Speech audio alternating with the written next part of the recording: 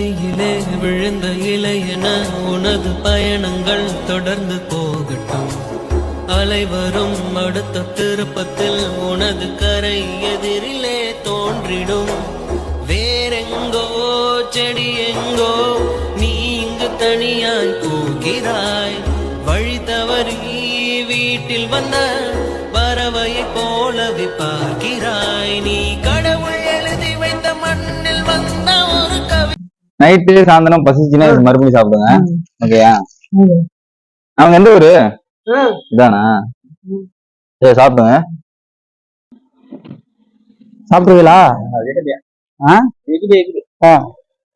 India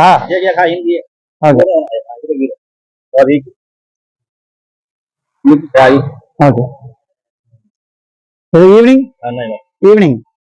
okay. எந்த ஊரு? ஊரு பாம்பே தாரா?